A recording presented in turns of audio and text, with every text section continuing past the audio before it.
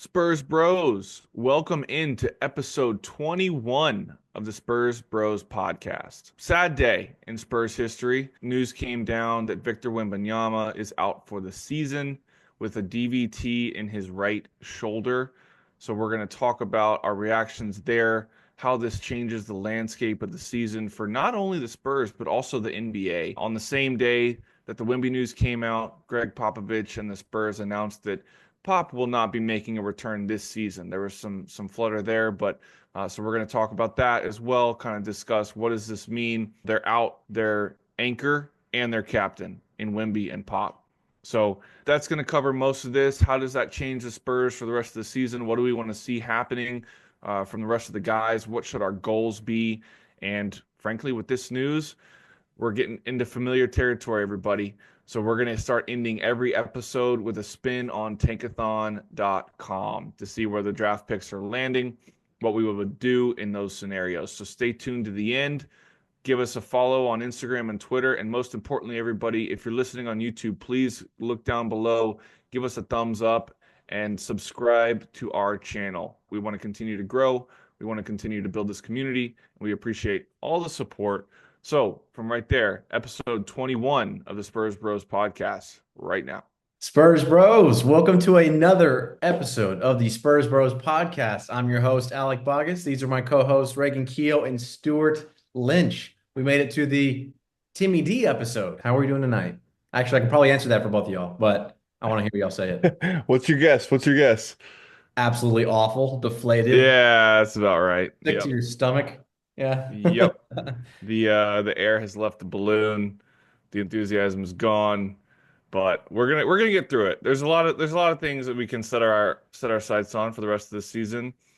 But it's a major adjustment of expectations going forward. This is not the same Spurs team. Wemby, as we have heard by now, done for the season, and Pop officially not coming back this season. So it's just gotta turn down those expectations and find some minor goals that we can hang on to. But yeah, man, like those goals are not the same as what we thought we were potentially building towards with Wemby, obviously in the lineup, and then with some expectation or hope or idea that Pop might make a return. So if those two are both on, we got to figure out something else to be happy about.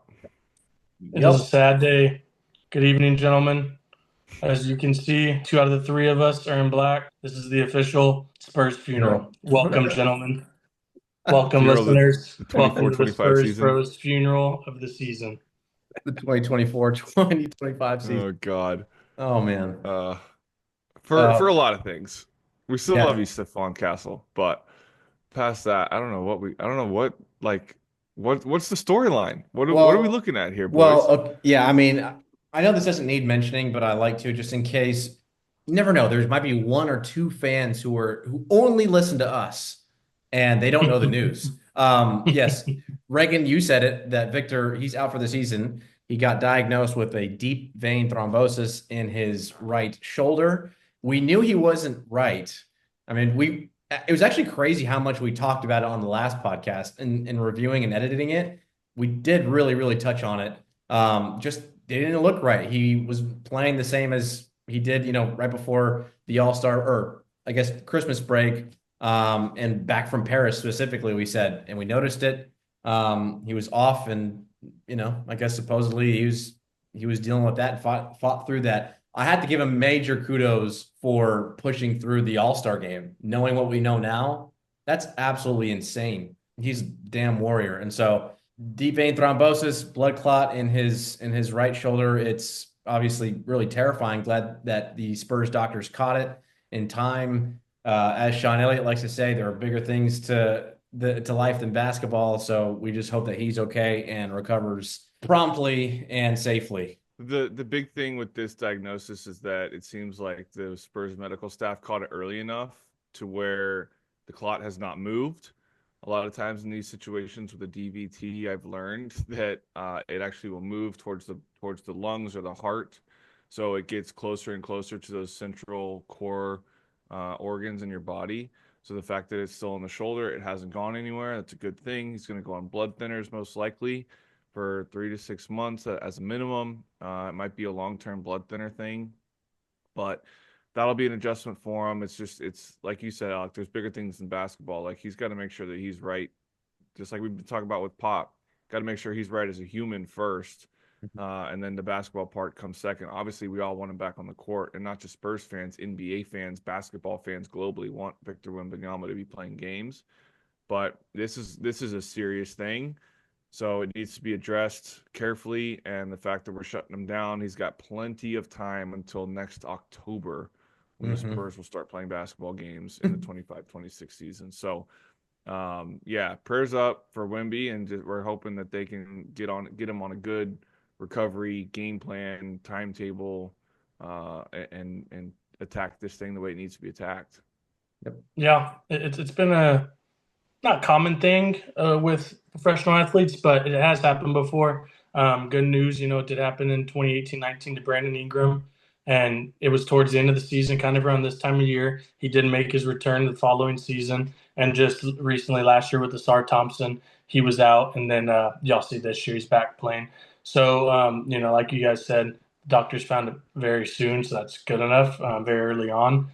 But sad day to be a Spurs fan. Sad day for our future. Sad day for Wemby and his family. Yep. Sad day for everyone.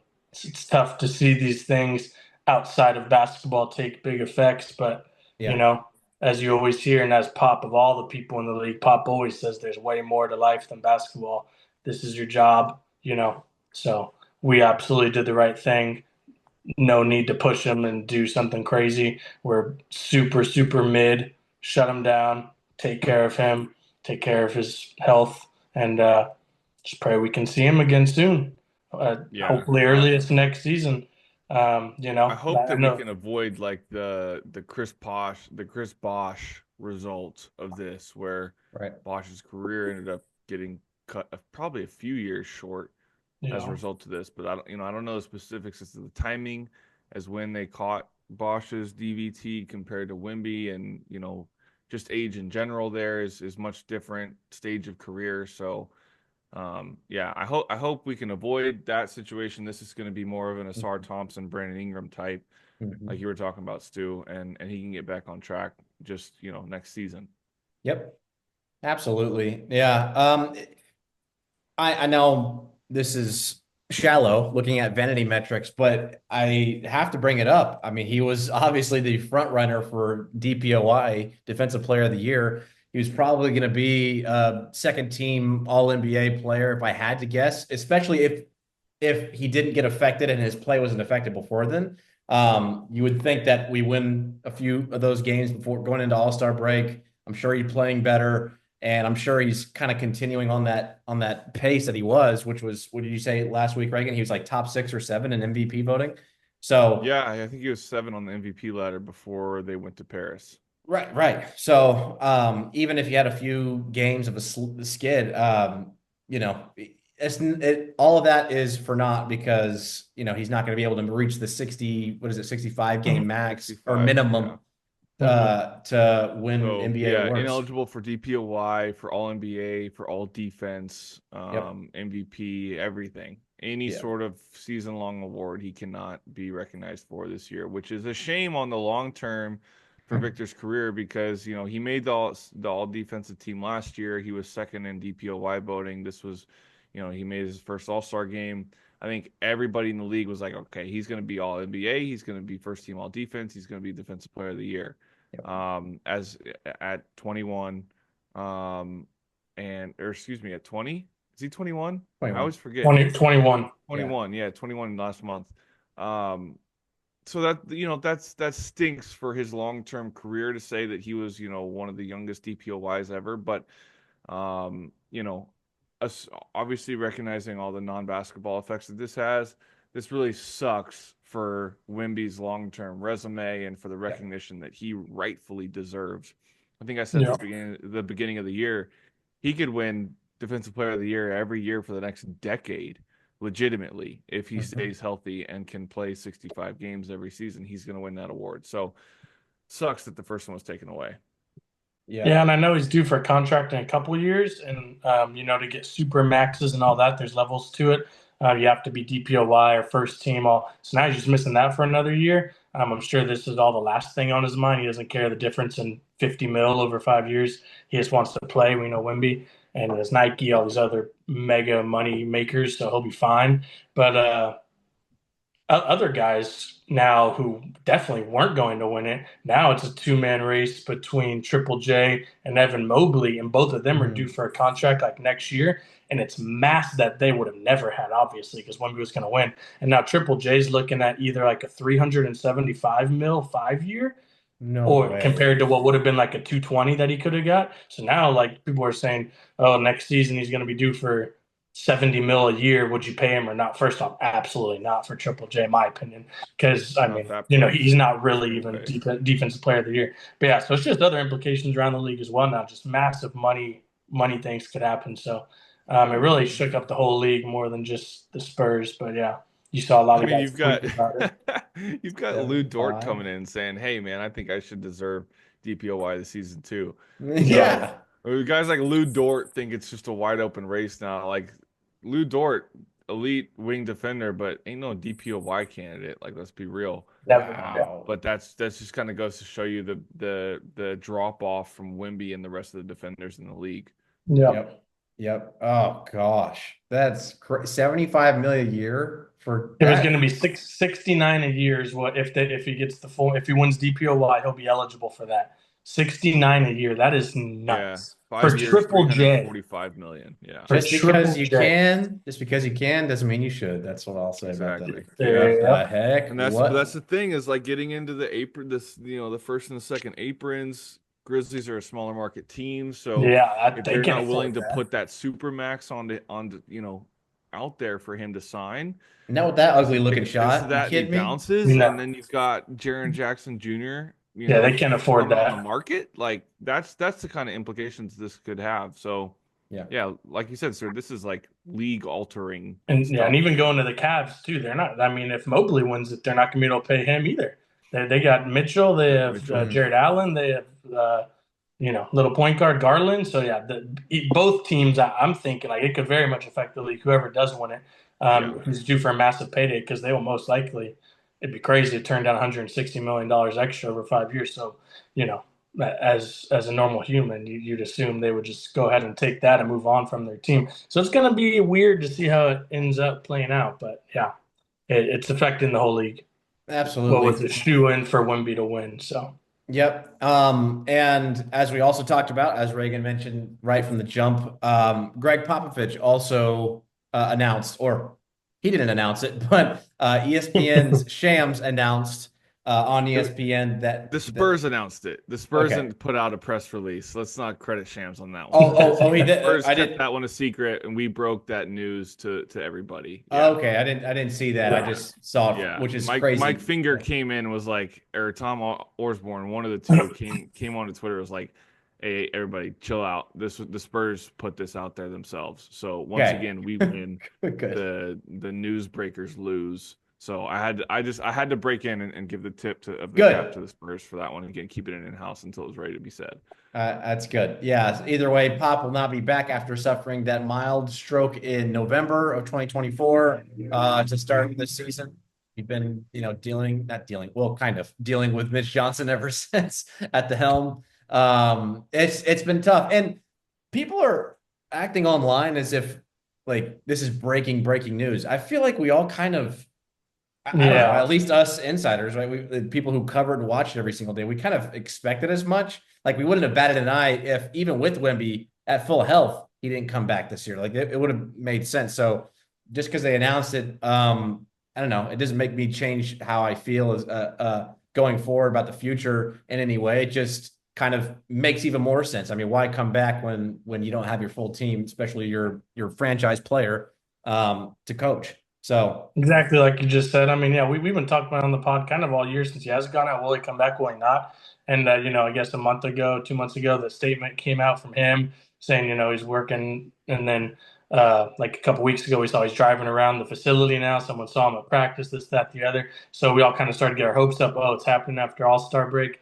And then, in Spurs fashion, conveniently, after our star's done for the year, oh, now all of a sudden, and that's why it's crazy. Like you just said, like they're talking about ESPN Shams on NBA Tonight or whatever. I saw George Carl tweet out like, congrats on moving on, Pop. Like people are taking it as if he's just done. Yeah. So someone was like, "Oh, do you know something that we don't know, George?" Like people are just taking it like, "Oh, dude, his career is over." I don't think it's some crazy thing that happened that like, oh, right after Wemby's out, oh, now he's gonna miss the rest of the season. Like obviously, Right. like you just said, why would he come back when the star player's out? He might not even have come back, even if we had Wemby still. Right. But I'm sure that was in his thought process. He would have loved to make it back this year, but now absolutely no need. Take an extra 3 months off that you wouldn't have had, and keep getting better. Honestly, I'm sure that we've heard already that he's in talks with Wemby a lot. I'm sure they're getting together.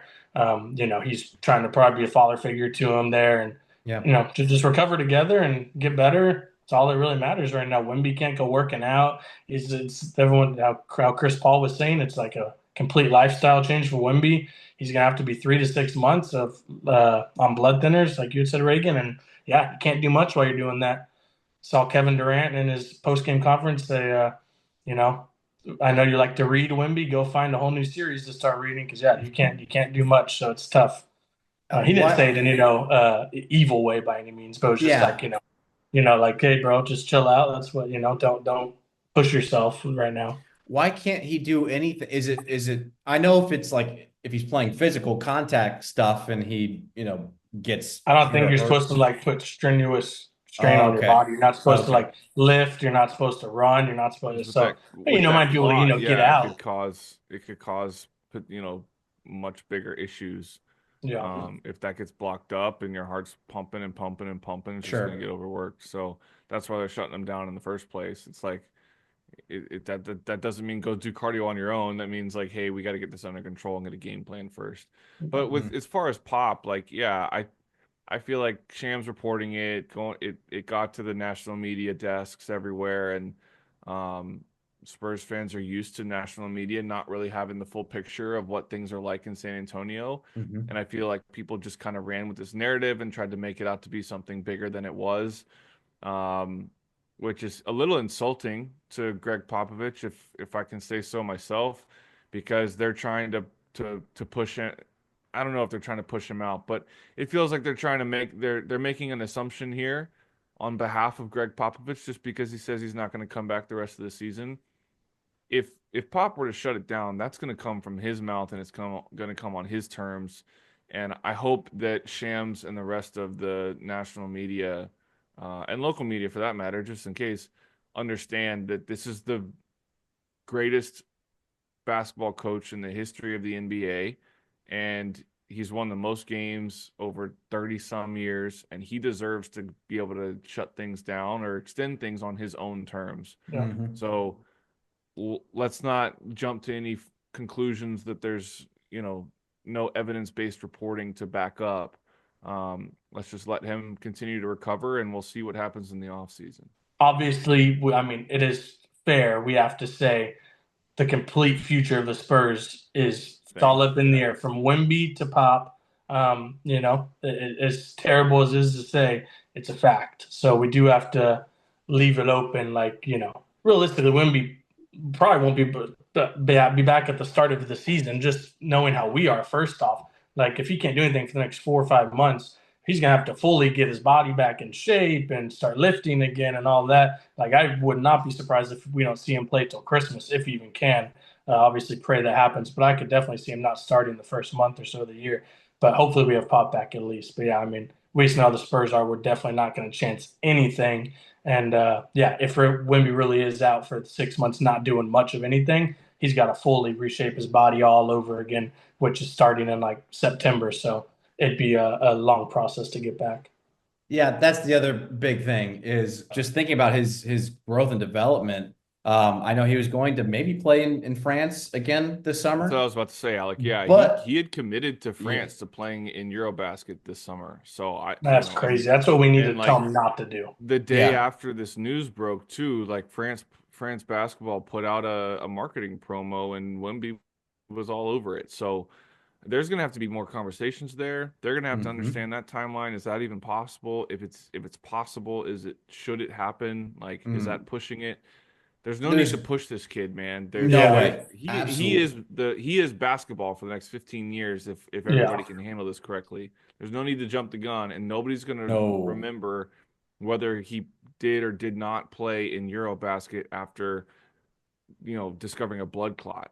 So yeah, No. my Yeah, I don't. opinion, I think a lot of people's opinion, shut that down, get back to it the following summer. Yeah, that's the last thing you should be thinking about is playing in France. I think that's out of the question. But if you're gonna be off that long, yeah, rebuild those foundations. You're gonna lose muscle for sure. You're gonna lose that the touch. I mean, I don't know how much of like just shooting he can do if he can just sit there and just Yeah. shoot free throws or whatever. Like, but yeah, man, you just want to rebuild touch. You want to watch film. You want to like Because get your after his mind rookie year mentally coming, right.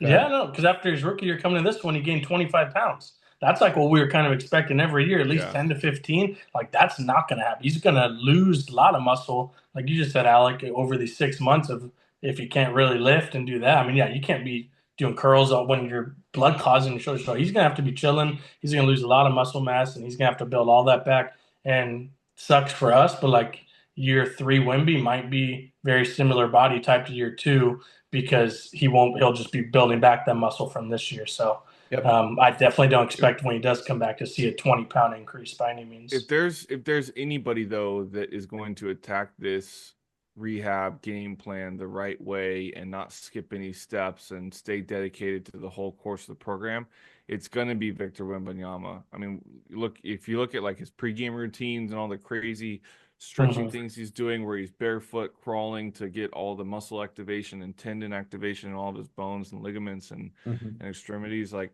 this kid takes that stuff very, very seriously. He knows that he's 7 foot four, 7 foot 5, and he's got to do things differently. So I think I would expect him to apply that same mentality to his rehab and Mhm. get after it. And he's like, whatever the expectations are, I would think that he's going to blow those out of the water, honestly.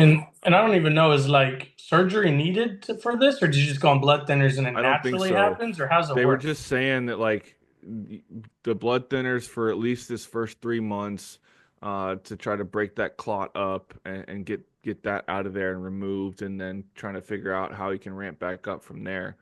But Hmm. Mhm. assuming these thinners work and the clot can get dispersed, my understanding is that surgery is not a requirement right now. Dang. I Okay, think I if it did comes to not a know surgery, that. that's gonna. Yeah, I could be wrong, but I didn't see like all the Twitter doctors out there. I didn't see anybody talking about a surgery being required right now. So Good. That's good. Good. And Okay, we that's can awesome. very much assume he has the best doctors in the world looking at him. The Spurs are going to send him to the very best. So, Yep. we all have our fingers crossed for Wemby that it's all going to be good.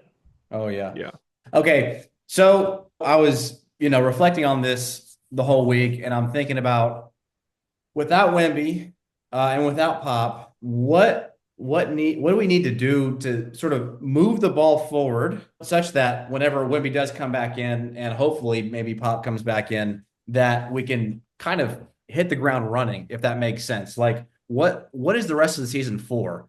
De'Aaron Fox isn't shutting himself down, even though we all know that he needs to get his fingers redone. He needs a surgery Hmm. there. And so maybe he's trying to build cohesion with the rest of the group. I don't know. But what do y'all think needs to happen such that we're ready for next season? Are we looking at any particular players? Do some players need more playing time than others, sort of thing? That's what I'm getting at. Stephon Castle is number one. He's got Okay. to get more minutes. He played 13 minutes against the Pistons the other night. That is an atrocious misuse of golden assets by Mitch Johnson, the coaching staff, and the front office. Whoever's involved in allowing that to happen is flat out wrong. I don't know how else I can say it.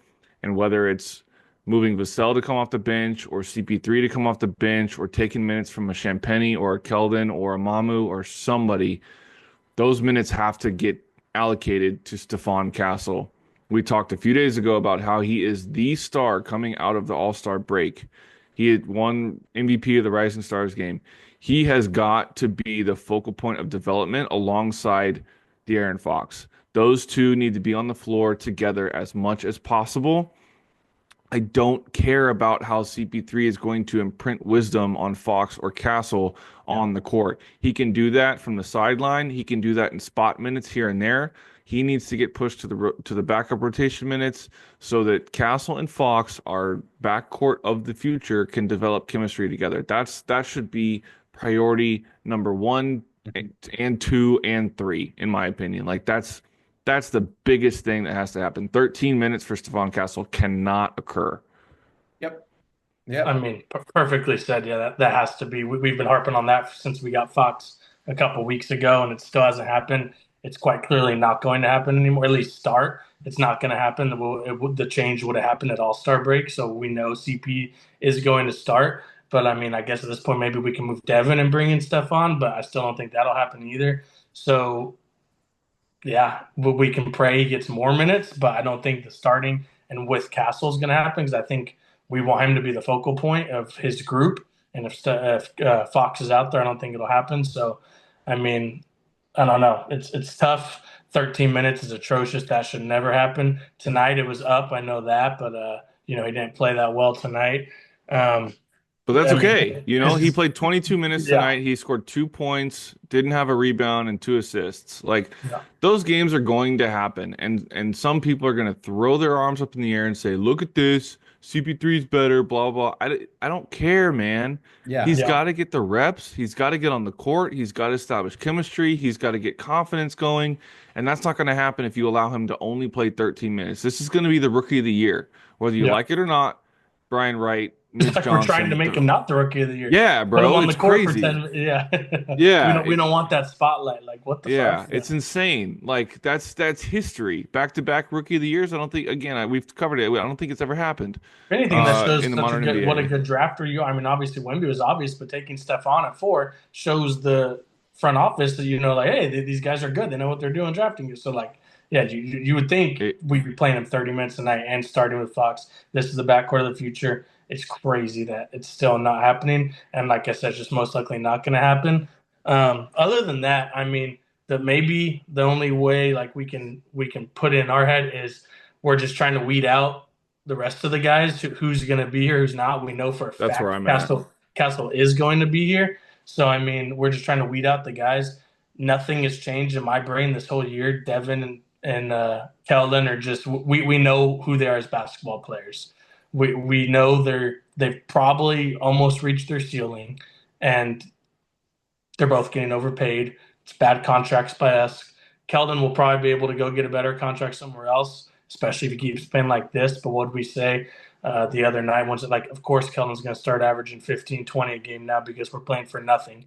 It's like he plays better without Wemby. Well, guess what? Wemby's our future, not you. So it's like we know he has Well to have the said. ball in his hands to score, and when he's out there, it's usually in that second. First quarter frame of Wemby coming back in and then into the second quarter. So they're usually on the court together. And obviously our offense needs to and does revolve around Wemby. So Keldon's like, he can't do anything anymore. So he obviously plays better without Wemby. Well, guess what? Yeah. So he, in my brain, has to be gone this summer no matter what he does the rest of the year. And Devin, I don't know. I don't know what our front office is still on him about. But I mean, fellas, 5, 7, 6, 8, 13 in our last 5 games is atrocious. Yeah. Four out of the last 5 games, 8 points total Yep. is what he's highest he's hit. And the guy's making 30 mil a year. It's another awful contract. It's starting to get up there on the level of Zach Collins' contract. And I get it, Reagan, like you always said with Zach, like we had to pay someone at the time, Yeah, sure.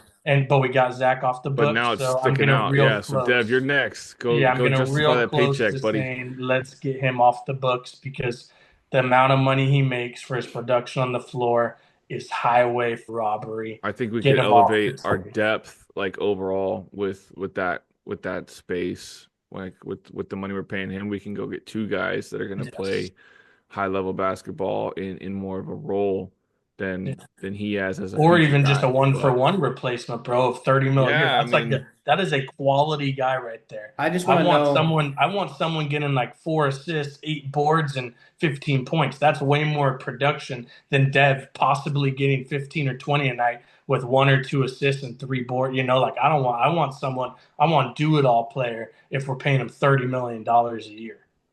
I just want to know what happened. It's not the money per se that changed Why? his game. Well, because he had already.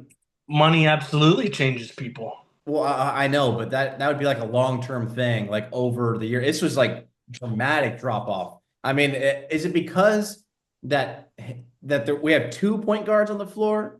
We've got Chris Paul and De'Aaron Fox, and then Devin, and Devin feels like he just can't get in a rhythm or something. I have no idea Yeah, if I don't think he's the lineup works with Devin at the 3 with Paul and Fox like that. I don't think that lineup is conducive to help Devin, sure, but I don't think that's like you talked about last week. I don't think that's more correlation rather than causation. right. My Yeah, Yeah, but the lineup he's in definitely doesn't work. But he's not a catch and shoot guy. He's mid off the dribble, but he's definitely not catch and shoot three. And if we're gonna have Wemby and Fox on the court, especially now with Stefan's Devin-esque, like not catch and shoot either, but he's definitely improving and he's way more physical. This, that, the other. We're all choosing Stefan over Devin. Yeah, Devin has no room in that starting five for the future. Quite bench. frankly, nothing will change. Yeah, it's either come off the bench and, like I said 5 months ago, be that Manu guy. Sure, the ball can be in your hands, but like then again, it's consistency. My thing overall though, like from a top level Mhm. view of the Spurs and what the rest of the season should look like. I know this is subjective, but what I would want to see, and we've talked about it, but what I want to see is this squad continue to try to fight for that play-in spot. Like, Mhm. hey, we have an all-star point guard in De'Aaron Fox. We've got an upcoming rookie of the year in Stephon Castle. We've got some guys who have been around for a few years.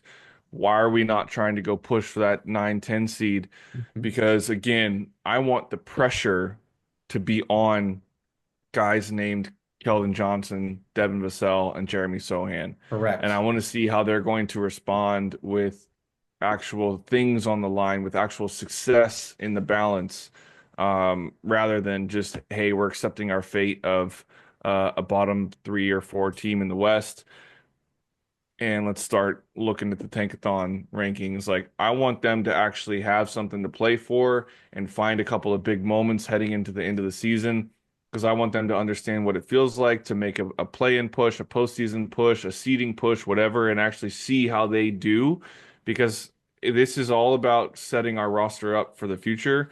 And if we get the ability to look at those guys in those situations and they crumble again, that's when the transactions are going to start flowing in the offseason and next free agent and next trade deadline. Yep. I've personally seen enough. I've seen You're The, good. the You're good last at this thing I point. want Just get them gone. Yeah, the last thing I want is us getting into those play-ins. First off, worst draft pick we'll get. Second off, what if Devin does get hot? We know how streaky he is. We win 2 games, then we're in a 4-game series, and we lose a series, 4-2, 4-1, whatever. But then they show like, oh, we can step up in these big moments. That's the last thing I want. Then our front office having to deal with another year. Like, damn, are they going to escape another freaking and get back on this roster for another year when the past 2 years Keldon's been on the chopping block? Devin starting to be on the chopping block, like that's not what I want. I'm fully in. We know Fox needs help with his freaking finger in the off season. Let's not delay it any longer. I know we're going to delay it, but hopefully, these next 3 weeks kind of fully put into the season, and maybe he'll at least stop the season 2 or 3 weeks early. But I don't know. I'm fully in. Let Stefan go. Like, don't even risk Fox anymore. He has a big contract coming this summer. We're gonna pay him, so let's freaking get his finger fixed. Let him have a little more time, get acclimated to San Antonio. Let it be in Fox and old man CP's hands. I mean, let it be in Castro and old man CP's hands, and let him run free. I think he's going to stay on the team. I don't think we're I going to think move he, I off think he from, is too. and I think he's Yeah. going to do fine. I think we're I overreacting. don't think I'm that. pissed. No, I think he is. I just don't think that he deserves to start long term if he's going to, for the reason that we just mentioned, right? If you're going to have Fox on the floor, if you're going to have 2 point guards on the floor for the medium to long term in Fox and Castle, right? If you're going to have two, ball dominant kind of guys like that, and then obviously Wemby, who also needs the ball, you're going to need to take it, put him off have him come off the bench. My big thing though is I just wanted to bring this up because I was thinking about this, that there's so many, other than Wemby, who was supposed to be our cornerstone, like there's still so many variables out. And so we can blame a lot of different things, a lot of factors for why we're at where we're at. No big man, literally no big man now. We got Bismack Biyombo and kind of Charles Bassey coming off the bench. I mean, we He got went out again today too. yeah, and he went out Actually, against like he left early. and we got Bismack Biyombo. I mean, kudos to him. He had a double-double tonight. He's playing his butt off, but a 10-day contract guy, undersized, 6'9", who just knows how to time shots well and block shots and play Yeah. big. But no, I mean, we saw how that looked against the Pistons. We got destroyed. So that doesn't help. Um, Obviously, Wemby not being there, that doesn't help. Mitch Johnson, we've been trying to figure out this whole thing all year as to like what is his real command? Can he yell at guys? Like, is he allowed to yell No. at guys? Is he allowed to speak his mind? Or you've been hearing that Pops and him have been consulting all year, but like, what does that even mean? There's just so many question marks there. And so, what does long-term coaching look like? And I mean, we've been dealing with the same problems all year. I mean, we've gotten every it seems like every press conference, every loss, it's yeah, well, we got out physical tonight. Yeah, well, they just kind of bullied us around. Yeah, they pushed us off our spots, basically saying the same thing in 20 different ways. So we're having the same problem, but we can't.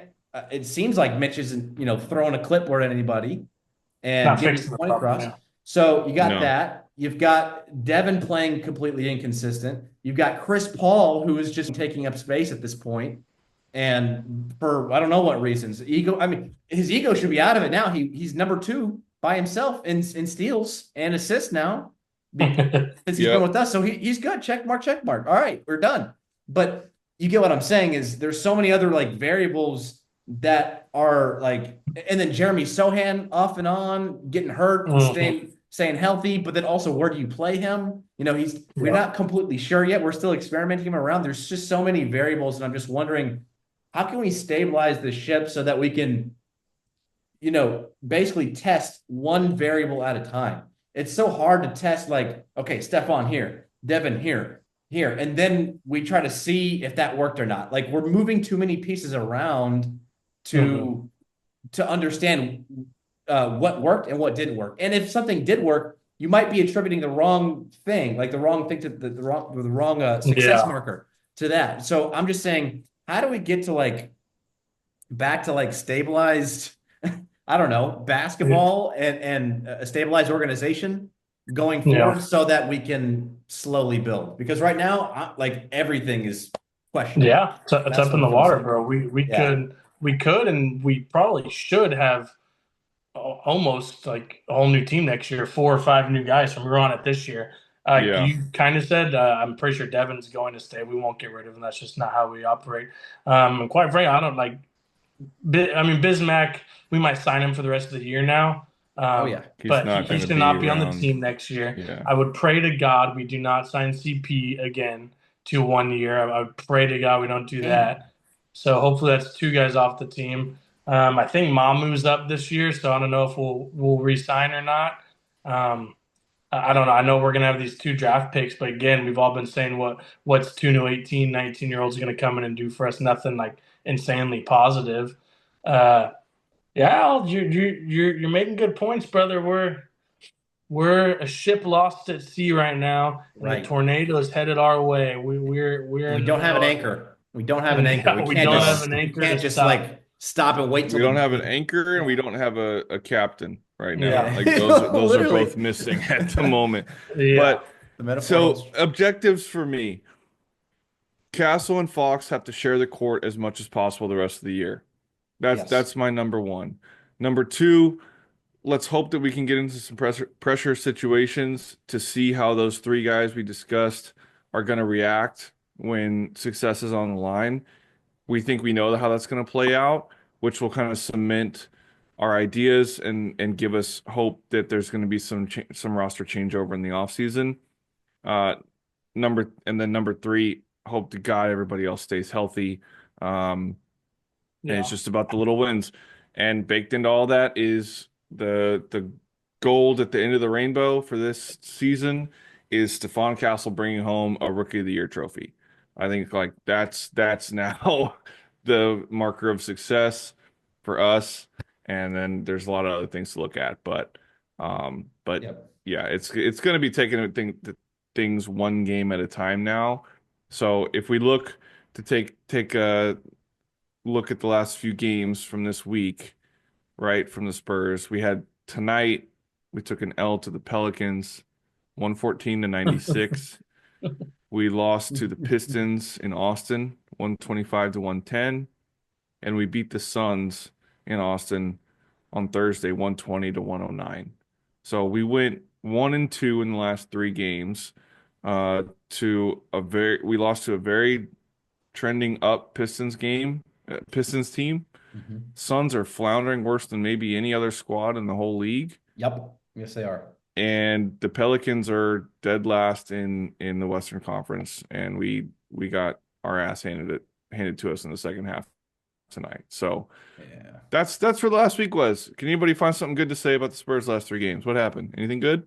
I mean, I was gonna say that Suns win it. We look good, but I don't know if it was so much that we look good versus the Suns just look like they are on the brink of collapse. They just don't. They look so flat. They really do. And truly, I wanted to like be excited and hyped about that game and thinking, oh my gosh, we're gonna go 3-1 or maybe even 4-0 if we come out hot against the Pistons. But I mean, really, they were just they couldn't make shots. Um, that team just doesn't work. And I could have told you all that from the jump. Like, Bradley Beal, Devin Booker, and Kevin Durant. Like, whatever. We don't need to go into it. So yeah, I was gonna say that was the high, but I don't know. I can't even say that. Hopefully Tuesday we come back and win. I mean, we were winning that game against the Pelicans pretty handily up until about the middle of the third quarter, and then they kind of broke away. There was a lid on the rim the rest of the game for us, and you had seven guys in double figures. Jose Alvarado, for some reason, he always destroys us. He almost had a triple double against us, 12, 9, and 8. You kidding me? Zion with 22, Kelly Olynyk with 14 and 15 boards. Yeah, and Um, that was Olynyk's second game in a Pelican uniform. He went for 14 points, 15 rebounds, and he was dicing people up the whole time. It's crazy, man. And then they had Carlo Matkovic go for a career high 19 points with six rebounds in 21 minutes. So yep. but it was the same things, it's little details that into possessions, we're missing rotations, we're falling asleep, we're assuming that we're done because we played 20 seconds of defense, but that gives up a wide open three look. It's not getting back in transition. It's untimely turnovers against one of the worst teams in the league. Zion is different when he's on the court. That man is crazy quick and explosive when he's right. He's different, but Zion wasn't the difference maker in this game. The difference maker was, like you said, Olynyk 14 and 15, uh Matkovic 19, Jordan Hawkins with 10, Jose Alvarado with a damn near triple double. This is kind of stuff we do. This is kind of stuff that this roster has done for the last couple of years, minus Fox and Castle, and it's just more of the same. Yeah, man. So, I mean, Reagan, you said, is there anything to look forward to or anything, any bright sides? I mean, not really, other than like Champagny, he had 18 points in 19 minutes tonight, but It was he had hot yeah, tonight. he had five threes in the first half or something, whatever it was. Yep. So 15 points in the first half, only three after that. Jeremy, quiet. Stephon, quiet. Devin, obviously quiet. Um, it didn't look good tonight against again the worst team in the West. That's the thing. They're the worst team in the West. They're worse than the Jazz. So Thing is, like Tim said on the pod last week, we aren't going to get worse than the two teams below, or I guess we're three teams below us, but who is it? Portland could pass us if we play real ass, but we're not going to get below Utah and the Pellies. We're not going to get on the eastern side. We're not going to get below the Wizards and Charlotte. So we're kind of sitting in this area of we're basically shooting for sure is like a 6 to 10 probably draft pick this summer. So I mean, It's like, but like Vegas, I mean, might as well go try to win, but it's just like, why in a sense too. But I mean, we're like Tim said, we're not going to get lower than any of those guys. So I Yeah. mean, we're just really sitting ducks right now. But also, I don't think we're going to catch now after tonight, especially now we're I think a full 3 games behind 10 seed, and it's the Warriors. Like they're trying to go win a championship, as Draymond said. So we're not Yeah. gonna catch them. Sacramento at least does like vets and stuff. The Like I don't Kings are in the know. 10 spot. They're 28 and 28, and we Yeah, are we're not gonna catch that's that. 3.5 games off of the 10 spot right now. Above us, you have the Suns, who, like we said, might be the most floundering team in the NBA. Then us, the Trailblazers have been playing really good basketball the last 10, 15 games. And the Jazz are probably trying to capture the flag harder than anybody else. And then the Pelicans, who beat us tonight, are technically at the bottom of the West, but we'll see what that looks like in 2 days' time when we play them again in New Orleans again, and maybe lose to them again. So we'll see how that works out. But like we talked about last week, like Tim and I said that 2-2 is kind of what our expectations would be, and we'd be kind of okay with that. It would be somewhat expected. 2-2 now, though, without Wemby and confirmation of no Pop the rest of the year, that feels very, it's a very different 2-2 than the 2-2 I was talking about a week ago. Good point. So yeah, man, it's finding these little wins. I think it's all about individual development, chemistry building with the new with Fox and just getting from there. But there's not a lot of like big time Spurs lofty goals that are coming in anymore. Well, and you better go win on Tuesday too. You better not eat no beignets while on your day off in New Orleans and then lose it because then you got the Rockets, then the Grizzlies, then the Thunder. That's 3 L's. So I mean, I'm good with it.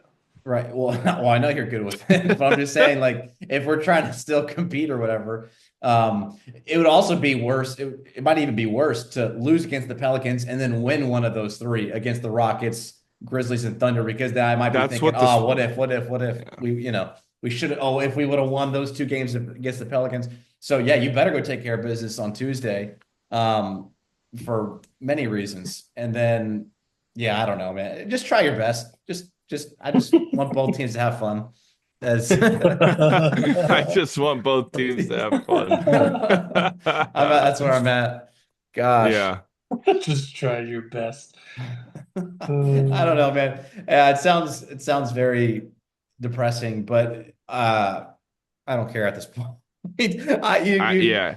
It sounds little league, but like it's kind of true. Like just go have fun, get to know your teammates better, get to know Fox better. He's going to be the one passing you the ball. Like that's what everybody should be doing. And try to if you want to play if you want to play with Wemby, play your ass off, prove it right. over the next couple months because Nice it's that going to like be I just got my spark back after All-Star break to watch I Spurs you were know. basketball. hyped. Yeah, You're now hyped. I'm texting you. I'm like, I don't even want to watch these games anymore. It doesn't feel right without Wemby. I feel like a naughty schoolboy watching basketball without Wemby out there watching the boys. So like I don't even. It's hard. I didn't tune in tonight for the record, but I don't even like want to watch it. It just doesn't feel right. I don't want to see these kids who make millions of dollars play basketball because they don't play it the way it's supposed to be played. So I just can't do it anymore. We have a very mediocre coach. We can't be fair weather fans, Stu.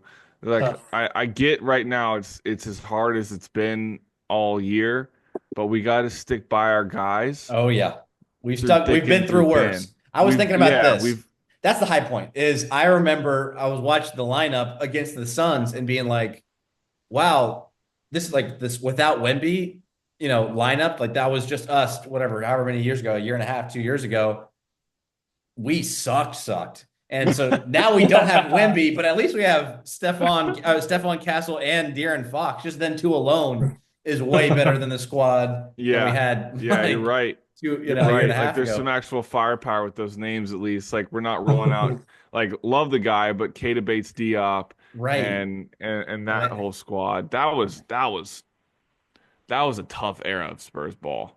So I put that poll out. I just had this thought. I put that poll out before the Wemby news, and 70% of the voters said that we would go over the season projection of 35 and a half wins. Do you think that 70% of people still think that we'll win 12 more games this season with 27 to play I don't think and go so. 12 and what is that, 12 and 15 through it? No shot, right? Uh, What did we say? We were last week we were 6 and 13 since January 1st, so now we're 7 and 15, is that right? I uh-huh. mean, that's We not still have good. that Like, tough schedule ahead. yeah, we do. I feel like we're gonna end up at about 30 wins now. Mm. Go 30 and 52. So instead of, a projection of 14, 15 win increase year over year, it's going to be more like 8, maybe 9. Yeah. Yeah. That's what that looks like. Guys, come next week, we may be talking full on draft talk. Who's in the lottery? Dude, yeah, Yeah. it's gonna be tough. I think Yeah, we'll win some next games though. next week. Next week.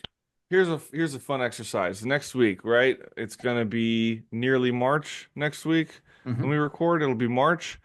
March Madness is around the corner.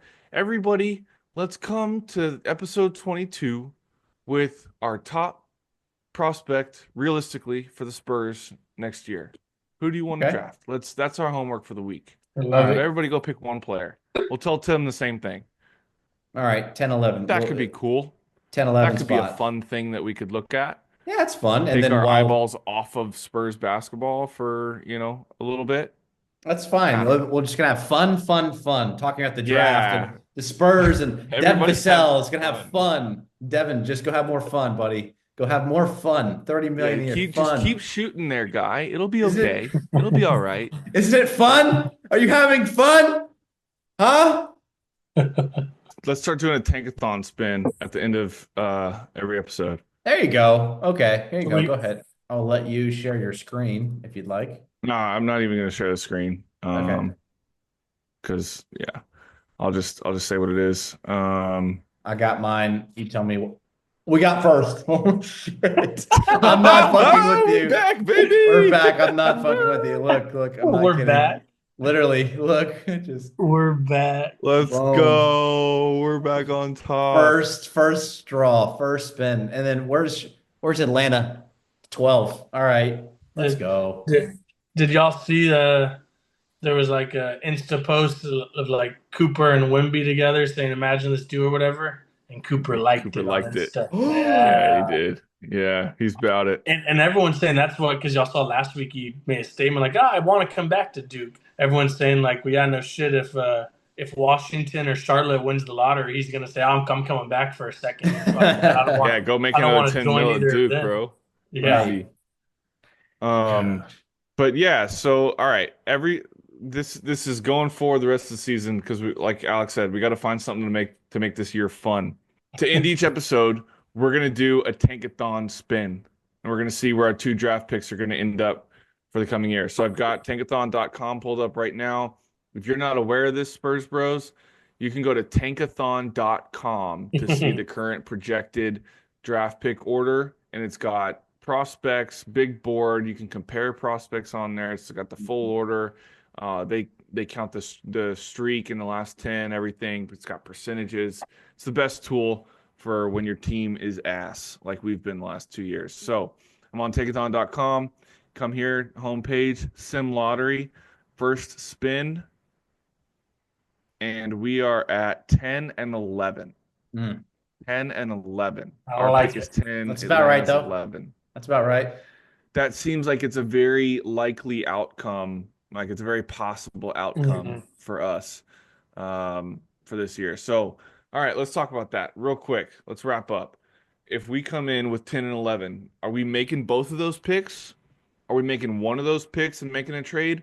Or are we trying to package to move up into the top 5 or top 3? We're gonna try to get in the top like 5 or 3. We might have to throw in another player, like throw in like or another pick in the future. Yeah, it's Or some, possible. just Yep. because this is so stacked. So Yeah. Ace Bailey, Dylan, and Cooper and VJ, Trey Johnson, like those guys are like that's tough. That's a tough 5. So I think we pick kind of like this past year, right? I think we pick one and package one or trade one away. I could see us doing that as well. Pick the higher pick, so pick 10 and then trade 11 for some future first with no protection to it and hope it pans out in 7 years or whatever. But yeah, I would hope that we would try to try to package both of them for top five. In my opinion, in this year's draft, top three is untouchable. No one is going to pass up the opportunity of a guaranteed at one of the three, Harper, Bailey, or Cooper. So I'm thinking four and on, you could package, but I don't even know if 10 and 11 is worth to some team. I mean, who would four be? I don't, if they're getting Edgecombe or Trey Johnson, I don't Yeah, know if they'd like want on 10 or this 11. spin, 4 is Brooklyn and 5 is Washington. Yeah, So so are I'm sure either of both those of two both of teams going to them. pull back to 10 and 11 Yeah, and give up a top 5 pick? yeah, Probably not. But if it ends up being, somebody lucks in there and it ends up being like a Philadelphia, or well, that would convey to the Thunder, of course. Yep. But a team like Chicago, they might be dumb enough to trade that away if they're at the 4 spot. Jerry yeah. Reinsdorf loves being at the play-in, so he might trade that away. You never know. Uh, We'll see. I think what we should do, by the way, is assuming that we continue to trend like this down, and we get like maybe even a top 7 pick, and then you've got Atlanta's who's like 11 or 12. Maybe we trade that to go back in the draft and get my boy Danny Wolf and like maybe get another player or something For like the trade record, that he's pick. rising right now. I think he's Is getting he? into the yeah, he's getting into the because he's been playing great Big Ten ball. So Dang. yeah, we might have to take him at 12 by the end of all this. So Oh shoot. What? he's no longer like a 25 look anymore. He might be Holy. on Tankathon right now still, but like Yeah, he's getting a lot Tankathon of has him talk right 24, now. but I've seen a He's lot getting a of lot of hype the talk last on. week or Yeah, two. Yeah, yes, hype's since going you up. brought him So up, Alec. So, Wow. Okay. All yeah. right. Good to know. All right. anyways, But fellas, yeah. call it. All right. Well, Spurs Bros, everybody try to keep a little bit of positivity going into this week. Go hit that subscribe button for us. Go find us on Twitter and Instagram. We're going to be finding the most positive, as well as probably the most absolute negative content to possibly put out there. There's going to be no in between, but we're all in this together. Prayers up for Wemby, prayers up for Pop, and from the Spurs Bros, go Spurs, go.